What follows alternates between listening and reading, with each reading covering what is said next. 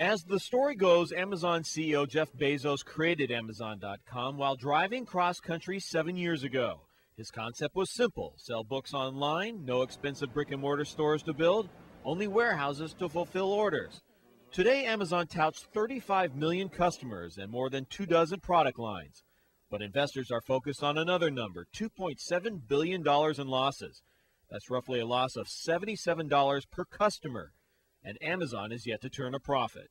But analysts warn if Bezos and Amazon don't change their ways, it will fall to the dot-com carnage. Well, it appears the giant internet bellwether is changing, adopting a blend of internet and bricks and mortar, a business model that already has a familiar name. I think to a certain extent they are becoming more like eBay in that they're trying to transact purchases and they're trying to match up buyers and sellers and not necessarily play a huge role in that transaction.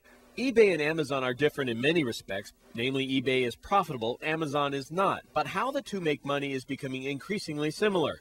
In fact, eBay is starting to use its own transaction technology to sell products directly, no auction involved. Now that's Amazon's turf. They're very much best of breed when it comes to shopping on the internet, and that's what they can do well. And what they haven't always done so well in the past is, purchase and manage inventory and profitably get that to consumers. Amazon has 9 warehouses in 5 countries housing a lot of unsold inventory.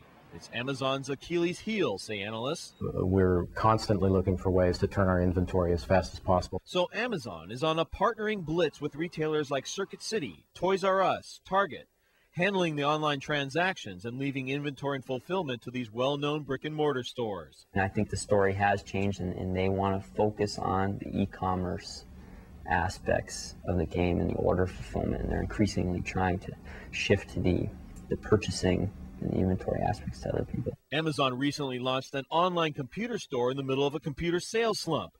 But instead of buying inventory as it does with books and videos, it's partnered with electronics wholesaler Ingram Micro and only plays the role of middleman. What we would do is we would transmit your order upstream to Ingram Micro as if they were one of our own distribution centers. So we'd buy it wholesale at that point with your order in hand, and then they ship it to you directly. So the nice thing about the way we've constructed our business is that we place those orders as we have customer orders. And therefore don't place any more than we need. Many pure-play e-tailing companies have died because they couldn't overcome self-managed inventory and delivery problems. Amazon had big investments in 2 well-publicized pure-play failures, Pets.com and HomeGrocer.com, later acquired by the now-defunct Webvan, which couldn't overcome inventory issues. So has Amazon learned its lesson? It's still partnering with many pure-play .coms, but .coms that carry the inventory liability. Amazon is offering travel with a partnership through Expedia, and drugstore items with drugstore.com. And AOL has taken a $100 million investment in Amazon, so AOL can use Amazon's one-click transaction technology, among other things. Analysts say Amazon and other pure-play internet companies need to expand to gain more customers, but how they expand has changed forever.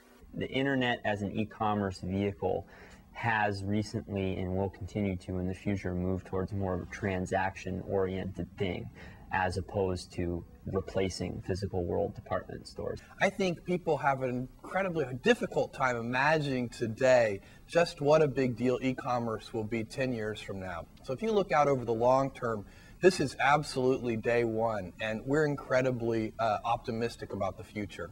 Amazon may look only as far as eBay to see what the future may be. In Seattle, Matt Markovich for Tech Live.